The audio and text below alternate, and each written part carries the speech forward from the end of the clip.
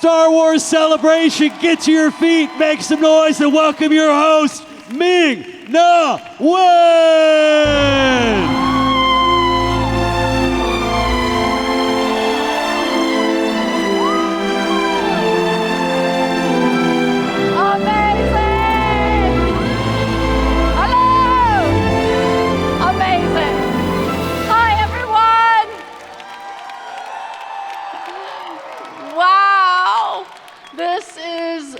I'm home. All right, so this is my first. What? Thank you. Okay, so this is my first time moderating, so I'm very excited. You all know what a big Star Wars fan I am. I'm Ming-Na Wen. I play Fennec Shand, and if you told me, okay, this film, Return of the Jedi, came out June 1983, right? I was a freshman. I just finished freshman year of college, studying acting, and I was so excited to see this movie. But if you were to tell me, fast forward 40 years later, that I would be here at the Star Wars Celebration in London, in front of you guys, with banners of me as Fennec Shand out there, between Luke Skywalker and Han Solo and Princess Leia, I would be like, you're crazy. But here we are, and I'm so excited about this. Okay, so what am I supposed to do now? I think I'm supposed to introduce, without delay. Oh, wait, hold on. You know what? I'm feeling there's a slight disturbance in the Force. Okay, hold on. Luke? Okay, wait. I think Mark Hamill wants to tell us something. I want to send my love and very best wishes to all of you at Star Wars Celebration London. It also gives me the opportunity to thank you, because if you're there, you're a fan, and Star Wars fans are the best fans in the world. I can't tell you how much I appreciate your enduring devotion through the years. So have fun, be kind to one another, and remember, the Force will be with each and every one of you, always.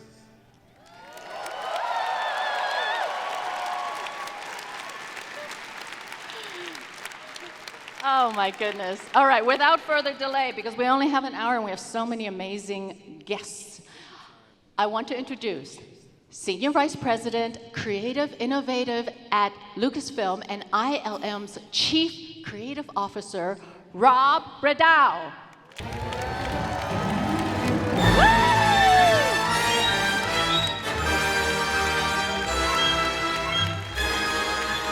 And then next we have Lucasfilm's creature, droid, and special makeups effect supervisor on all UK productions over the last decade, Neil Scanlon.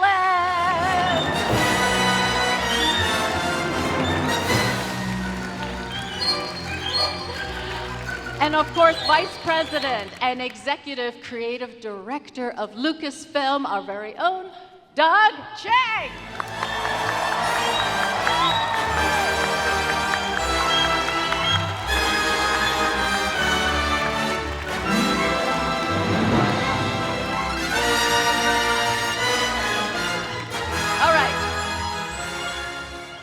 Okay, so I remember when I first saw Return of the Jedi and that big reveal, right, about Princess Leia being Luke Skywalker's twin sister.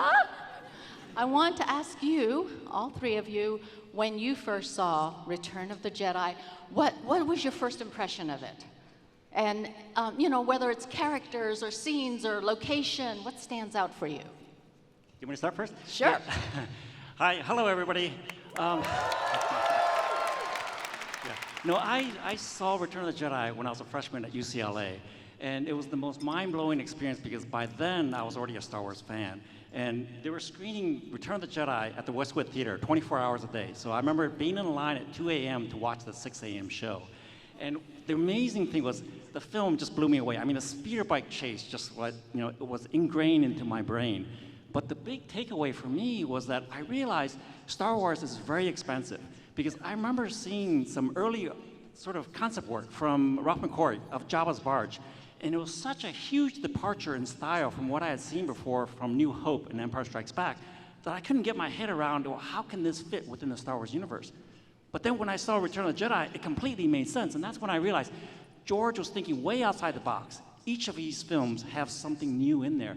And that's the way the big takeaway for me on Return of the Jedi is that for all of our new series, all of our new films now, I always try to add that little bit of component of new, because Star Wars design is very defined in terms of the box that George created. But within that box, there's a lot of freedom, and I love to push the envelope in terms of what that box is. That's a great point. Yes. And then for both of you, was part of watching this film, like you incorporate something to what you do now? Oh yes, I mean absolutely. I mean, you have to imagine, what am I at this age? I'm sort of in my 20s, and I'm beginning to look at the possibility of, will there ever be a possibility that I could get involved in this film industry, this thing that I had absolutely obsessed about in my teens, and I go to see Return of the Jedi, and I think the thing I took away from it most was just, I consider it should be brave now, but in the day it wasn't. It's just how many creatures, how many practical elements, how many of those moments were that George gave to me. So I was just so, the other films had them, but I think Return just has so much more, and that was the thing I took away, was that it was just an absolute treat to see all this work that people had done, Phil Tippett and Stuart Freeborn, all of these different versions, and the brave thing of Jab, all that. That's what I took away. That this was, I could still do. And look, you kind of did something with that inspiration, huh? Slowly. I remember walking out of the theater having seen Empire Strikes Back, and looking at my friends we all went to the theater, like we were completely electrified, like walking out of a concert. We're like, how long do we have to wait until the next movie comes out? And when you're that young. And we had to wait back then. My parents are like, it's gonna be 2 or 3 years. And we said, no way, because that's like half a lifetime when you're a young kid. And I remember like getting rumors that there was gonna be Ewoks, and there was rumors about what was happening. And we didn't believe, of course, that Darth was really Luke's father. So we assumed at that point it was going to be Revenge of the Jedi, was going to turn that on its head, so we got to argue about that for 2 years between those films. Wow. Yeah, so many things. I remember tearing apart the making of books and like figuring out, looking at how they fit multiple puppeteers inside of Jabba. Absolutely. It was so, everything about that movie, trying to figure out how they flew all those ships, so many layers of compositing, like everything about that movie was so inspiring. And I do want to say one thing.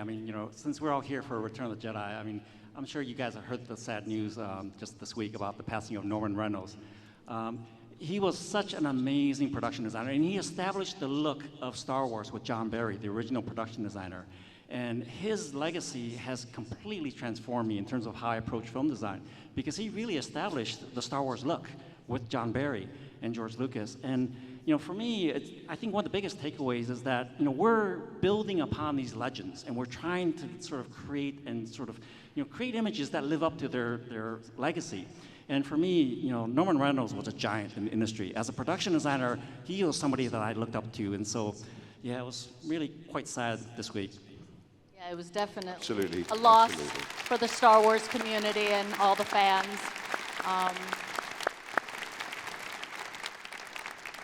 Now, going forward about that, also the digital effect tools that were used then as well. Rob, I want to find out, what was your inspiration for what you do now, based on the advancements and achievements of Return of the Jedi? It's very different, right, from the photochemical, I think, visual effects. Yeah. Yeah, the technologies have advanced at hyper speed. Is that the right word in this audience? Since then. But I got to say, the teams that did that work, I don't know if we have it, but we pulled some of the early previs that was done. We still use previs today using the latest in digital technology, but back on Return of the Jedi, they were also using the latest in technology. Back then, if you wanted to previs out a sequence, you had to shoot it, maybe on 8 or 16 millimeter film. You had to have and you have to get that film developed and wait overnight for all of this. But this was in the era of Jedi, and this is real. This is I think that looks really good. So that amazing sequence is the Kerner characters, and this is Dennis Muren and a small team of people. Tippett could have been in this room. I think I've seen photos of him in this room. They were using a brand new technology called video cassette decks, which they literally got an early one, shipped in from Japan, so they didn't have to wait overnight for each of these shots. They could cut together the sequence. There's even sound to it. They're doing some of the voices. They're trying out all the ideas that you later see in the movie. And in Return of the Jedi, you know, in this era, there were not action sequences like this. Every one of these shots, they did all this planning without knowing how they were going to do it in the final shot. And then once they had the sequence worked out and George had a chance to buy off on it and the director was involved, then they could plan out each shot, figure out how they were going to shoot the elements, layer all the elements together. Now, by contrast today, I don't know if we have today's previs. It's all with the latest digital It technology. is insane. Before you move on, Rob, I want to see this movie. It's a Right? good. I want to go home and do this myself now as like my 12-year-old self. That's amazing. It's fabulous. So, and I feel like, Neil, you know, looking at this, right? Everything was very Okay. tactile back then, as opposed Yeah. to now where it's more digital. So when, I don't think we're going to be able to say anything. This keeps going on. Everybody just wants to Move ahead. watch There that. we go. Wonderful. But, I mean, you There was worked no with way I them. was going to answer that question while that reel was rolling. I know. I think we're going to go backstage and finish watching the whole thing. That was amazing. Do you want to show Rob your digital version of that? Do you want to see today's, like, Yeah. maybe we have a very Yes, short clip yes, from if we Mando. have, This, absolutely. Jon Favreau gave us permission just to show, this is a little behind the scenes of what Previs looks like on one of the most recent episodes. Just came out a couple weeks ago. So if we have that queued up, let's play that. Let's play what today's Previs looks like. And it's And the it- same techniques. Like you're trying, first Yes. you work out the story, and then go ahead and roll it anytime you have it. And then you work out the techniques. And in that case, now it's all digital motion control with real actors. And it really helps us as actors to have this to look at. I mean, it's crazy. So if you, depending on what it looks like on your screen, you might even think some of those shots are the shots in the film, but that's how sophisticated the previs looks today, when this is, of course, how it played in the episode that you just saw a couple of weeks ago.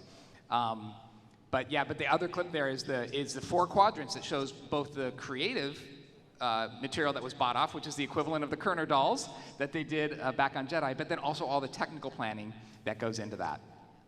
And then for us, like when we have to do fight scenes and everything, to be able to see it and where the angles are going to be and how it's going to be shot, you know, it's like taking storyboarding to this whole other level, and it just keys everybody in to that one vision, and it makes the process so much more fluid and just helpful.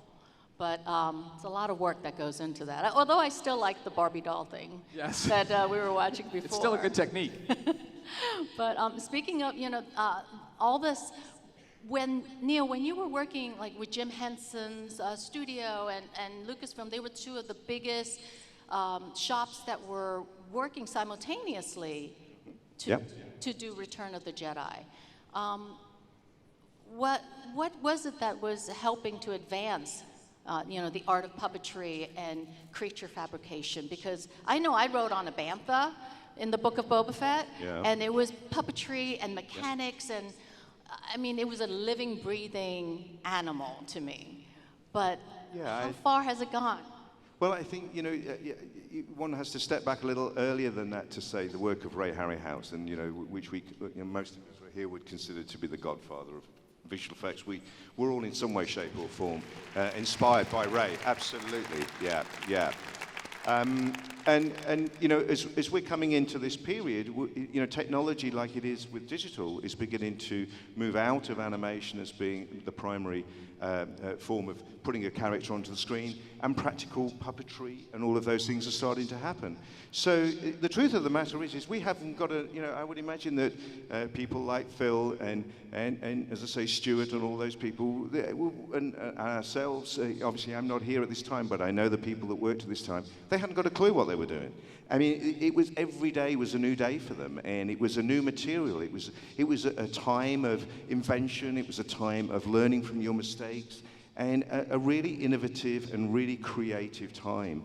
And I think that that's what you see, and that's what we take away. When I look back, I find such huge inspiration for them, for all the things they did, how brave they were, how they were able to utilize. They couldn't hide from things. Today, when we do things and I have a problem, I just say, Rob, can you just get rid of that for me? And, it disappears. But no, in those days, they had to hide and do all those things. So I think it is a really fascinating and wonderful period of all of these people who contributed, of which there are many, many of them, to all aspects of how those characters were brought to the screen. And, of course, I have a dear love and memory from Jim and all the work that Jim did, and people like Rick Baker also, who were also pioneering all of these techniques at the time. Yeah.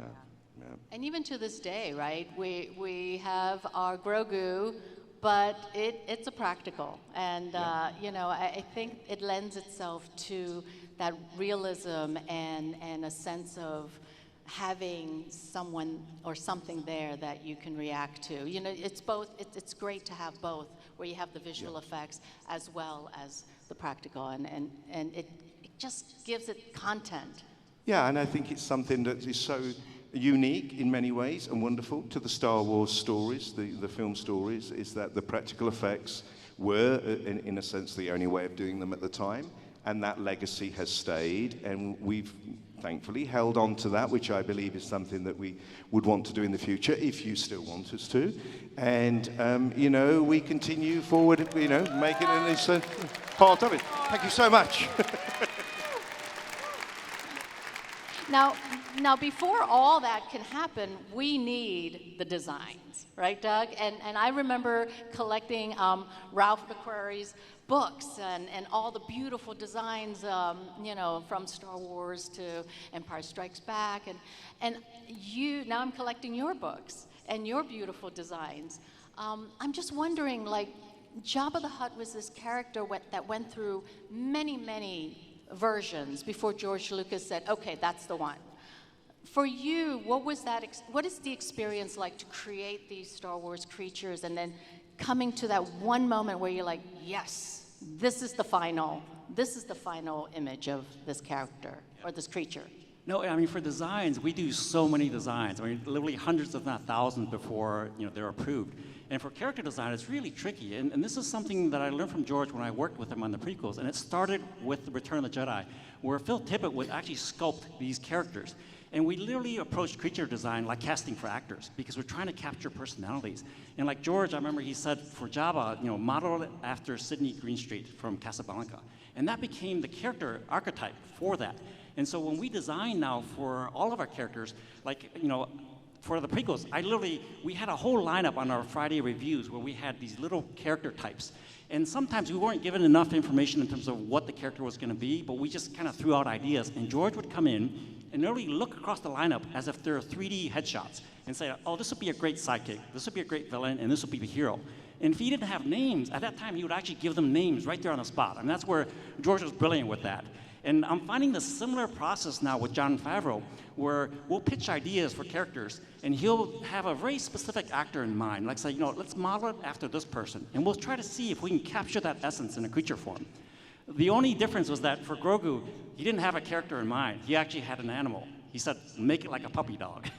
And so that was the only difference. But otherwise, we approach creature designs the same way, and there are hundreds of drawings that go into the design. And we're looking at Jabba the Hutt here, of course. And I remember, seeing behind the scenes where they had to slime him up and make him feel real. And I'm just wondering, Neil, with a huge, massive, remarkable practical creature such as Jabba the Hutt, what were some of the inspiration that you took from this character, and what kind of experience did you have, like, in creating a large-scale creature like the sea cows in The Last Jedi? Yeah, I think that what is remarkable about Jabba is that essentially it's an enormous puppet, isn't it? And it's brought to life by a number of puppeteers that are all working together in one choreographed fashion to make this work. And that was one of the big things, I think, that came out of that, was that creatures were not technically designed at the very core of what they were. They were to be performed by people, by artists in their own right. And when we had the opportunity of doing the Sea Cow, I mean, that was a great opportunity. It was also an extraordinary thing that we were going to fly it in on a helicopter, put it on the edge of the coastline. We had a number of hours to work with before the tide came in and drowned everybody. So we needed to make sure that we got it in, and we got it. And the fun side of that was I got the great joy of not only putting puppeteers inside the Sea Cow, but actually sealing them in there as well.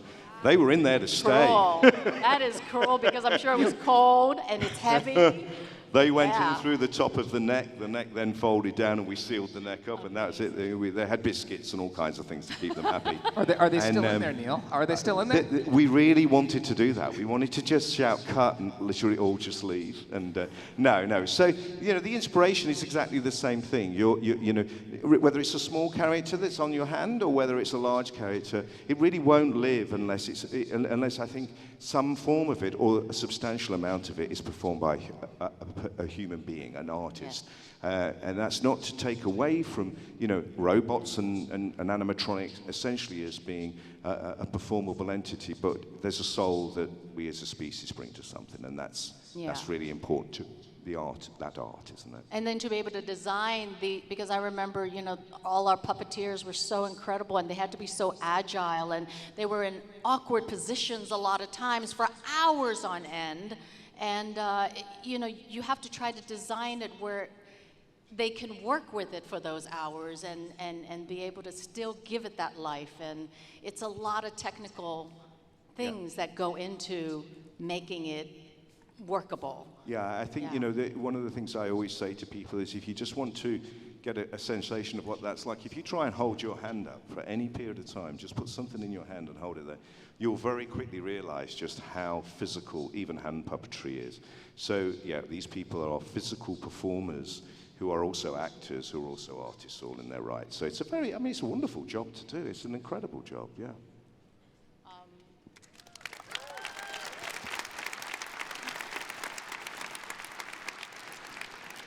And Doug, for both The Mandalorian and The Book of Boba Fett, something I know a little bit about. Now, the Mando took place, 5 years after Return of the Jedi's events. How did Return of the Jedi influence the overall approach to designing these series? Because you had to, absorb some of this, but still make Mandalorian and the Book of Boba Fett stand on its own. That was actually a lot of the fun that we had in doing, The Mandalorian and the Book of Boba Fett, was that we could build upon Return of the Jedi. Return of the Jedi established so many iconic places and sets, like Jabba's palace. And so when we were actually going to return there for Book of Boba Fett, it was really a wonderful opportunity, because I remember watching Return of the Jedi, and I wanted to find out more about, what is in that palace, where are all the other rooms, because it seemed like a terrific set. So we had that opportunity in Book of Boba Fett because we were going to visit the kitchen, we were going to visit Boba's bedroom, we were going to visit the hangar. And so the idea was to really go back and see if we can find any drawings that Norman Reynolds might have done in terms of what that palace was going to be. And we didn't find that much. So our approach was really taking what we've seen and then building on it, extrapolating the aesthetic from it. And our approach was really to pretend that, okay, we were back in the 1980s, this is what George would have done. He just didn't build it or shoot it, but we were going to do it now. And it was really fun because we were basically building upon what we had seen and loved so much. And for me, it was very fulfilling to really realize other rooms of Jabba's palace. And I hope we get more opportunities to do more of that. Yeah. I know I was freaked out when I had to be in that set. It was surreal. The details of every single thing in there was, spot on. Yeah, there I am! No. It's so still surreal. Rob, okay, so with the visual effects, you were the visual effects supervisor for Solo, A Star Wars Story. Yes! How do you, those flight sequences, you know, when they did Return of the Jedi, it was miniature Falcons, right? It was almost models. And now you're able to do it digitally. So what are the challenges and what are the differences in those two? Yeah, one of the really fun things we can do today is make that experience on set even more immersive. So for the Falcon, it was one of the earlier projects where we wrapped a projection screen around the cockpit of the Falcon so that the actors could actually be inside the Falcon and see the Kessel Run out in front of them. There was almost 20 pages, so about 20 minutes of the movie takes place inside that little cockpit. So you could imagine if that was just done in front of a blue screen, that might be a lot to keep track of for the actors, but in this case, when there's a space monster out the window, they're seeing a space monster. I remember the first time we put the cast up in this set, and we just had a gray image on the screen. It wasn't even really turned on. So as far as they were concerned, it was just going to be a blue screen or something. They were starting to do the first rehearsal, and I was standing behind the scenes, and it was Donald Glover in there, and the entire cast, Alden Ehrenreich, everybody was in the cockpit, and they finished this scene, and I think it was Phoebe who pushes the hyperspace levers, and when she did that, I go like, cue hyperspace, to the guys who are doing the thing, and this is what comes up on the screen, and all the cast goes, wow, this is unbelievable, because they're really going in hyperspace, and somebody goes, are we really going to the planet we're supposed to go to? And we're like, what if, because the cockpit was shaking. So it gives us an opportunity to integrate all of these skills, the lighting, the visual effects, the practical construction of these amazing places all together. And we're able to build on this. Oh, sorry. No. This is really hard work, okay, people? It's not like just going to an amusement park ride. This is hard work. A custom-built amusement park ride just for that day of shooting. It's super fun, and we're standing with people who've been doing this such a long time. Like I'm so lucky to get to work with such amazingly talented people at ILM. People like, I've gotten to work with Ken Ralston before, we have Dennis Muren. Bill George worked on Return of the Jedi and still works at ILM today as a supervisor, supervising shows. In fact, he works on Star Tours, to give you an idea. So he gets to do some of those simulator ride kind of experiences. That's Bill sitting in the middle there. They're working on a Star Tours ride there with George Lucas.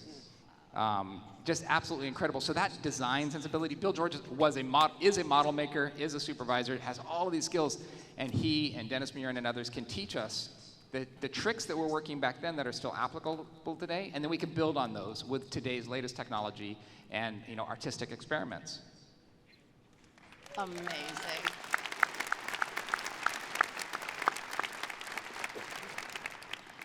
Okay, so I'm going to now move forward because thank you so much. You guys were incredible. I'm mesmerized by all the behind the scenes and everyone. But we've got more party people coming in. And so without further ado, we're going to introduce the next group of panelists. They don't need any introduction.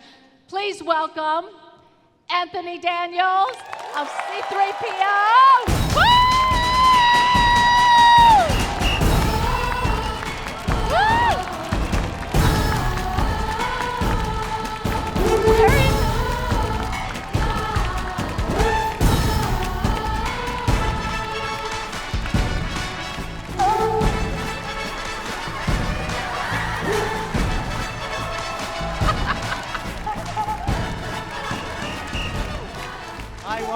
I was hoping for a few more people giving me the Ewok salam there, but have any of you seen Return of the Jedi? Oh, well, another time then. Hello. Still have that godlike complex, do you? No, from the film. Remember C-3PO he was considered a god by the Ewoks. Oh, it's against my programming. Oh, yes, that's right. Very good. And then speaking of Ewoks, please welcome Warwick Davis and Wicket! Wicket! Woo!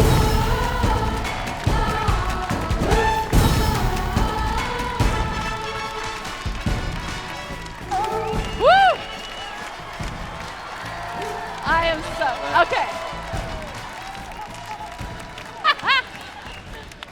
All right, now things are gonna get a little, darker. Before you ask, I'm not going to bow, Anthony. No. Thank you for that lovely welcome celebration. Thank you so much.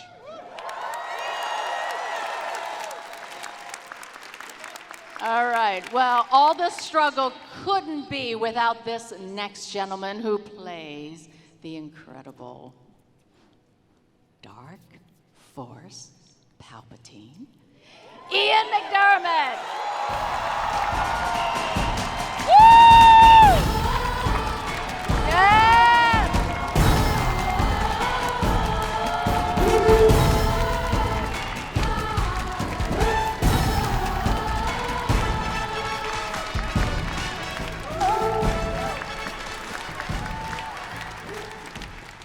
Happy anniversary.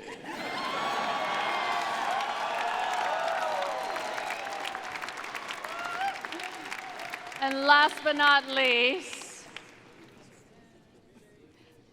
Billy D. Williams as Lando Calrissian!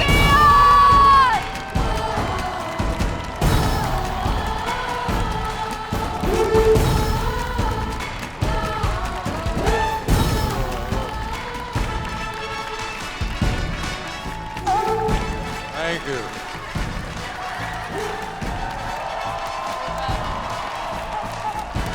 Beautiful people. Thank you. Oh my goodness.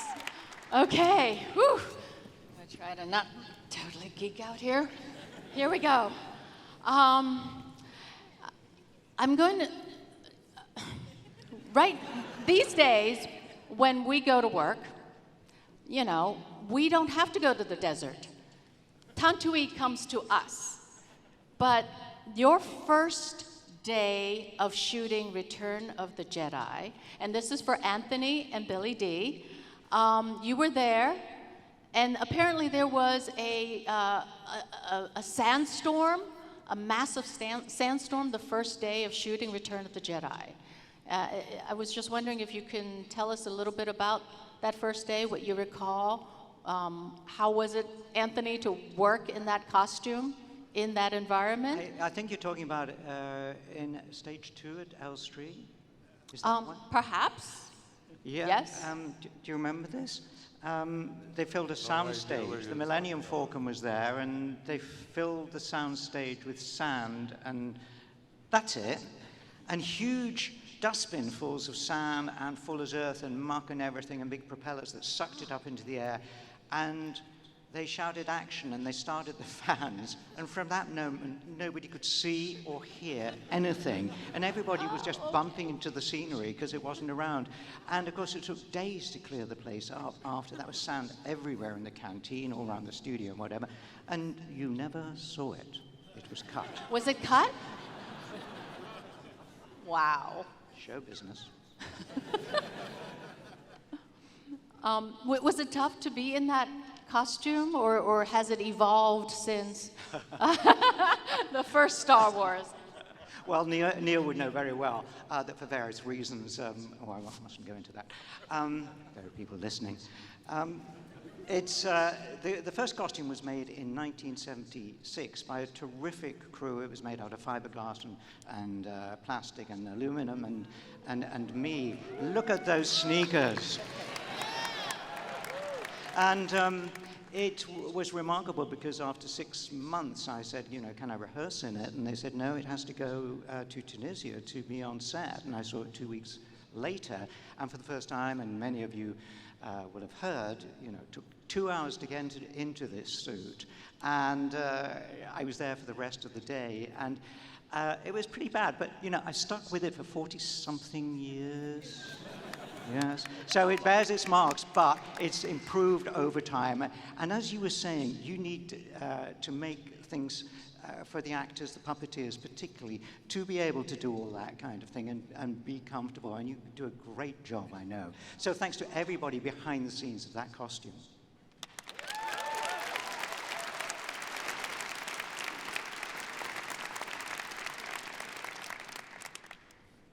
And So Billy D, you don't remember about that first day? No? Okay. Just wipe that all out.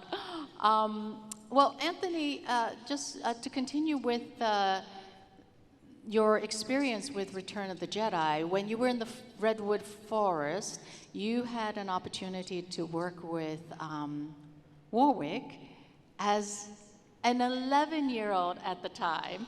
Do you recall meeting and working with Warwick? Oh, yes. 11? You remember? Yes, I do. How was actually. it Yeah, for I was you? in awe of you. Quite right, too. Like, wow, there's. Because you'd been watching me for how many years? Oh, probably about 4 years at that point.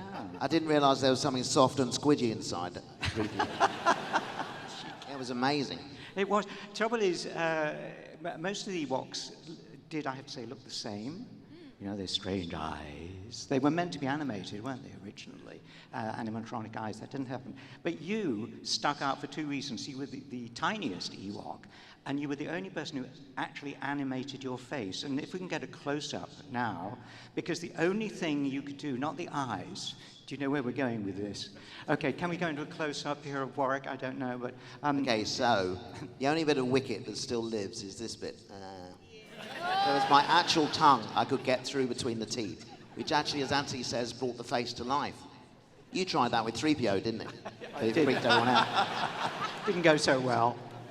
But you were delightfully energetic, and you were so happy to be there. You were having a great time. Me, I'm whinging away in my suit, and you're frolicking about. Well, all the other Ewoks were old and moaning, weren't they? They used to call me the ever-ready Ewok because I just wanted to do more. Everyone would be on tea break or collapsed, and I'd want to do another take. Well, you had to, because you didn't get it right first time.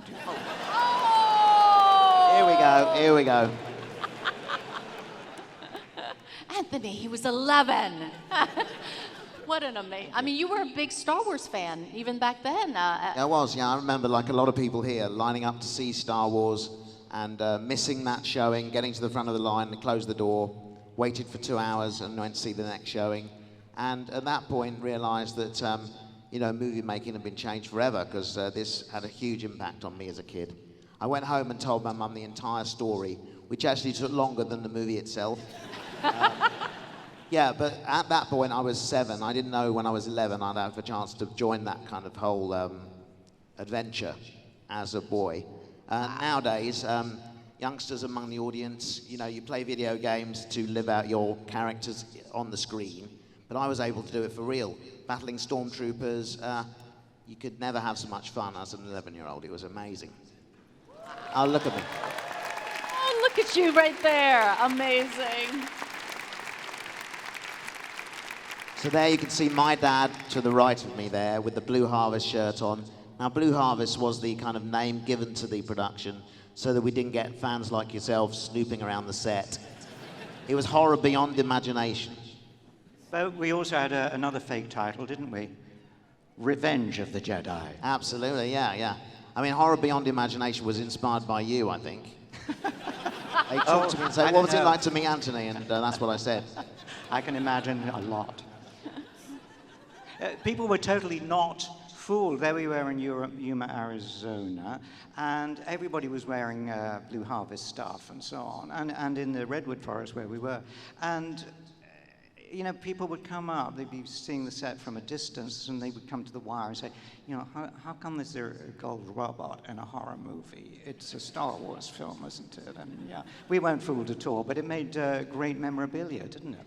Absolutely, and they said, those teddy bears aren't scary. What are you doing? I'm talking of great memorabilia. Exactly. Scary teddy bears, ladies and gentlemen. Yeah. The end of Palpatine. Okay, that voice, we recognize it so well. Now, Ian, when you were like working on that character voice for Palpatine, and transforming it, you know, that Emperor's, what were some of the processes that you had to go through to find it? Because then later on, you play actually a younger version of the Emperor.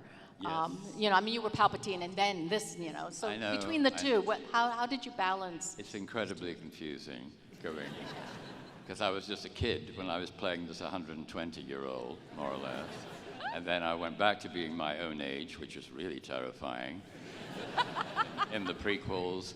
And then I ended up not to be dead, to a lot of people's surprise, particularly my own. And yeah. Oh, thank you. I was very glad to be back, of course, you know. And people said, I don't believe it. He died. He was thrown down that chute, you know, after the Ewoks conquered the world, conquered the planet, conquered the universe. I don't know, I can't follow these things. And I said, yeah, because I remember asking George after we completed that sequence, because I don't know if you know this, but in order to throw somebody down, for it to look like that in the movies, you have to yank people up. So I was on a harness for most of a week while they yanked me up in order that I could look as if I was being thrown down eventually by Dave. And all Dave Prowse had to do, George said, was to catch my feet as I was going around, you know. Well, he didn't.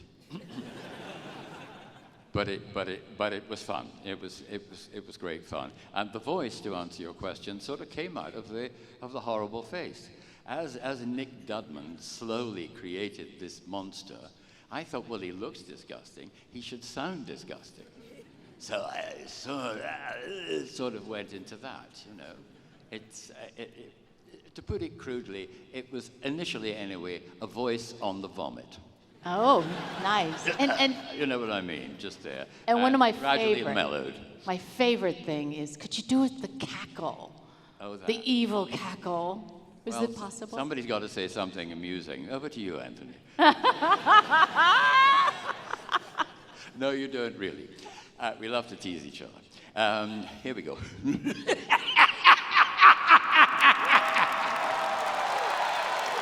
Yes! Okay. That's Evil. my voice finished for the rest of Celebration. Now, Billy D, Ian was talking about being, you know, tied up and doing all this physical stuff.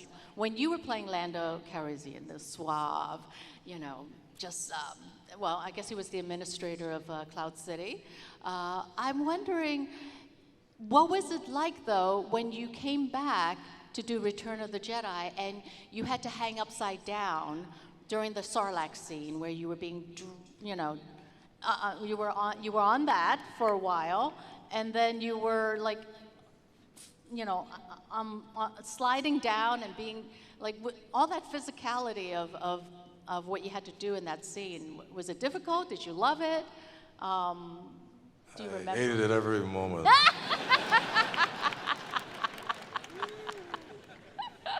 It was hot, I'm sure, and uncomfortable.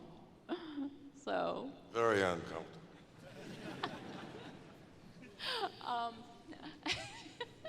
I remember actually, because the camera was on Jabba's barge shooting across, and we were all under the canopy of the sails, and you can see the shadows. You were right out there for hours, hanging upside down on a wire, I think, around your ankle, and blistering heat. It was very uncomfortable. So you wouldn't do it again? I'm so sorry I missed that part of the filming in my furry suit. Can I just say, while we have a hiatus here, how privileged I feel to be sitting amongst such esteemed company of actors and creators here as well. I mean, it's amazing. Am I worthy, really?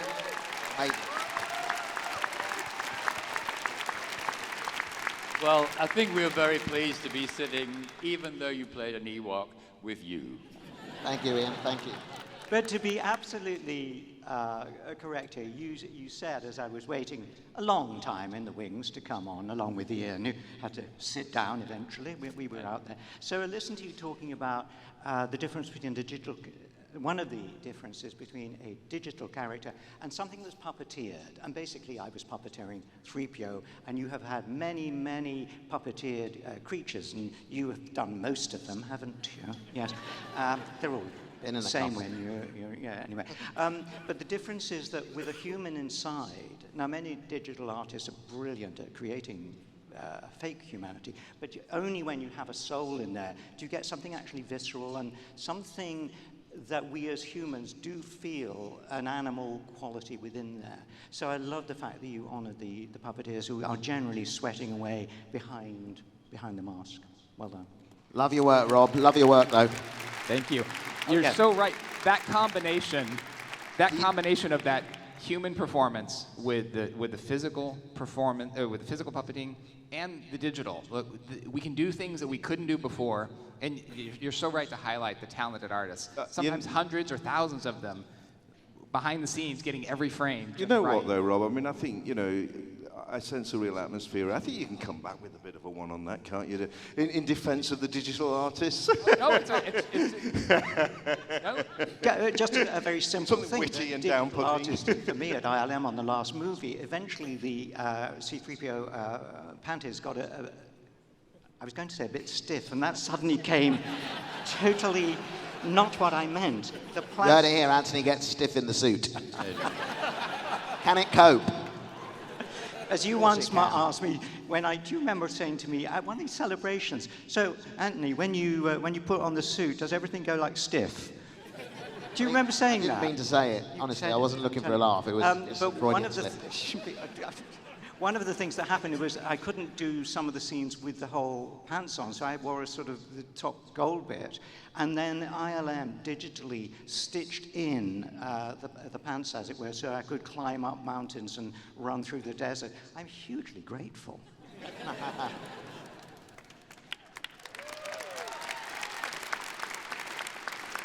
Now, what can't be digitally enhanced or anything is John Williams' scores, right?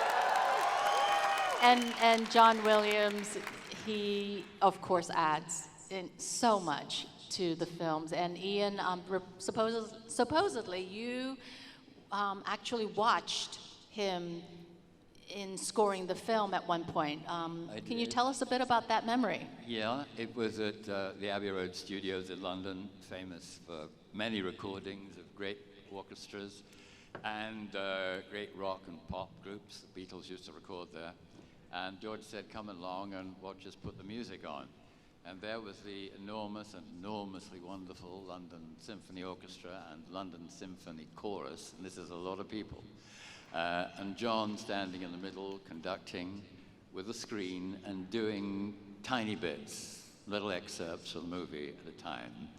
And he'd do it a couple of times, and then he'd come in to the recording studio and listen. And he'd bring the heads of all the departments of the orchestras in with him. And George would say, hey, that's great, John, thanks. Can we move on? And John would say, no, certainly not. You know, it's not great at all. It's really imperfect. And then the heads of the various departments would say where they thought they got it wrong and how they could do it better. That's what you guys were talking about earlier on. It's a sort of the quest for perfection went on in that very room. And he also, I'm sure most of you know this, apart from being, I think, probably the best contemporary composer around of classical music, as well as, you know, for concerts as well as for film scores. He had enormous patience and charm, and he was professionally immaculate. His timing was so exact. But he wouldn't leave it there. If there was a note out of place or there was something that could be improved, he was on it. We're going to have to work. We're going to have to work on your George Lucas impersonation.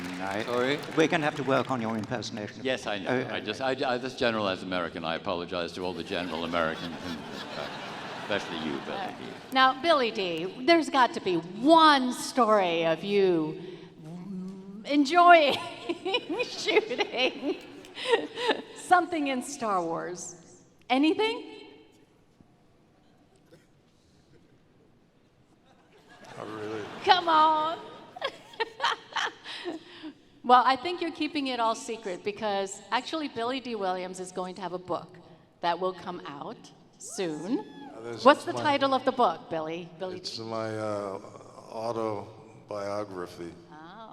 Oh. It's being published by Knopf in the U.S.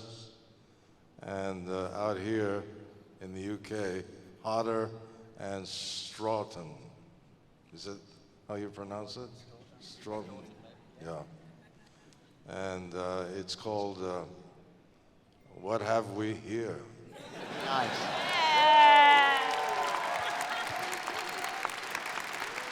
So I guess if we want to hear any stories, we will have to wait for his book. What have we here? Portraits of my life. Well, we will definitely. Crazy life. Can we all plug our books now? A wonderful Have you got a book, whirlwind. Ian? Ian, have you got a book? Have I got a book? No, I can't write. It's a I can wonderful- barely read. No, it's not. If you could, what would it be called? It's a wonderful whirlwind of It would. extraordinary experience or experiences, going all the way back to when I started it in a Broadway musical when I was 6.5 years old. Wow. A Kurt Weill musical with La Helena. Do you know those names? Yeah, absolutely.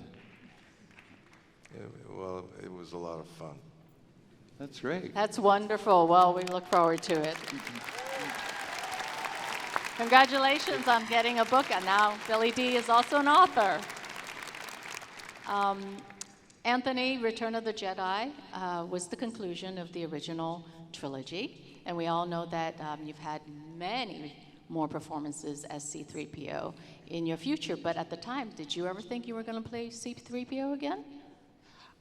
After this? It's a good question, because when we did, you were going to ask what the title of my book was. I was going to say that, Anthony. Yeah, Yes. Yeah. Go. Do you have a book out? Yes, I do. What's it called? It's called I Am C-3PO, The Inside Story. Ah, clever. I like it. And since you asked, Anthony, what my book's called, are you asking that? No. Go on. Now. It's called Size Matters Not. Thank you. And Is it a Yoda? It's a no, Yoda really, book. it is autobiography. Yeah. It's about Yoda. Yes, just like Yoda. See what I've done there? It's very, Size and all that? very good. Yeah. Anyway, So you were Doug, asking me a All right. question. I'm sure you, Doug. Have you got a Well, coffee no, table but book? apparently somebody else You have wants to gone. have the last word. Okay. And I think it's this scoundrel here. Let's hear what Harrison Ford has to say in his greeting for us. Hey, Return of the Jedi turns 40. I'm so grateful the film's held up after all this time, with a lot of credit going to Mark and Carrie and to all of the fine panelists there with you now. It's you all, the fans, that are the ones that keep these stories alive, and I'm thankful for the opportunities your love of these films has given me over the course of my career. Thank you. Enjoy this year's celebration, and may the Force be with you all.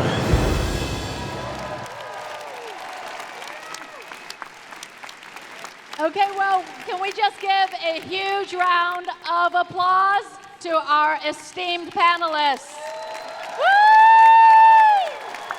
Thank you, Billy, Ian, Warwick, Anthony, Doug, Rob, and Neil.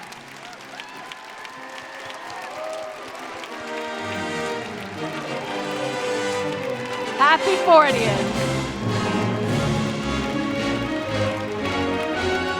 And I'm excited to announce that Return of the Jedi will return to theaters for a limited time starting later this month. And in honor of that, artist Matt Ferguson has created a striking new poster, and everyone here is getting one. So just present the ticket you received at the start of the panel at the giveaway area near the morning queue. So thank you, and of course, may the Force be with you all.